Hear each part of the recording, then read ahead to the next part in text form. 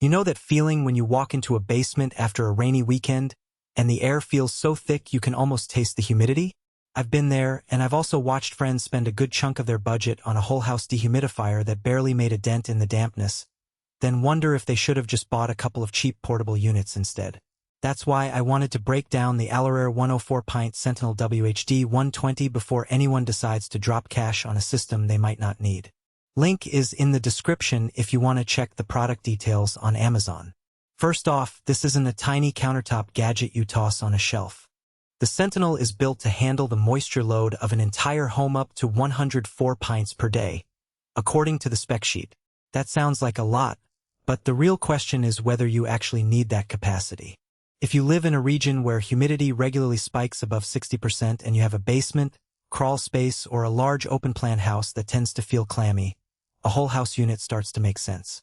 On the flip side, if your home is on a higher floor, you only have a small laundry room that gets damp, or you've already got good ventilation, a single portable dehumidifier could save you both space and money. The first practical thing I noticed when looking at the Sentinel is the way it's designed to be installed. ALORAIR markets it as a DIY multiple inlet and outlet system, which basically means you can run flexible ductwork from the unit to several rooms instead of wiring up a whole network of separate machines. In my own setup, I'd run a short hose from the unit down into the basement, then branch off two smaller ducts, one to the crawl space and another to the main living area. The installation isn't as simple as plugging a cord in. You do need to cut holes, secure the ducts, and make sure you have a proper condensate drain line. That said, the instructions are fairly clear, and the hardware they include, clamps, brackets, a condensate pump option, makes the job doable for a handy DIYer. If you're not comfortable with a bit of carpentry or you don't have a place to route ducts, you might end up paying a professional to do the work, which eats into the value proposition. Energy efficiency is a big selling point. The Sentinel comes with an energy-efficient whole house dehumidifier badge, and it does have a variable speed compressor that ramps down when humidity levels drop. In practice, that translates to a lower electric bill compared to older single-speed units that run at full power all day. I ran the numbers on a typical 500 square foot home that sees an average humidity of 55% during the summer. Using the unit's estimated power draw of about 650 W on high, you're looking at roughly $70 a month if you run it 24/7. Drop the speed to medium when humidity is under control, and the cost can fall to under $30.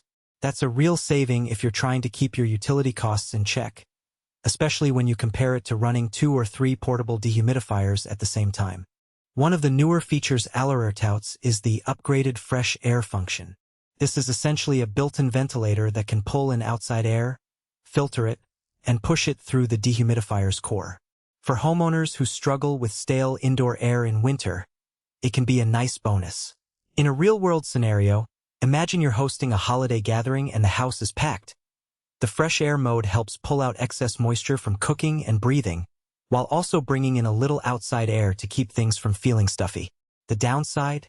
If you live in an area with high outdoor humidity or pollen, you'll need to use the optional filter or risk bringing in more moisture or allergens. So the function is great, but only when the outside conditions are favorable. Automatic defrost is another feature that often gets overlooked until you need it.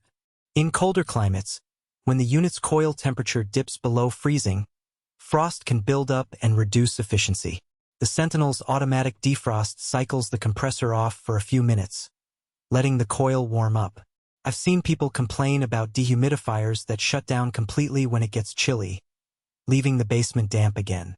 With this model, you get a brief pause, but the unit resumes operation without manual intervention. The trade-off is a short dip in moisture removal during the defrost period, which for most households isn't noticeable, but if you're trying to hit a very specific humidity target for a wine cellar, that momentary pause could matter. Now, let's talk about who should actually consider buying this thing. If you have a finished basement that you use as a home gym, playroom, or extra living space, and you've noticed condensation on walls or a persistent musty smell, the Sentinel can be a game changer.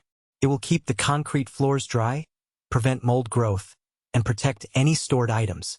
Similarly,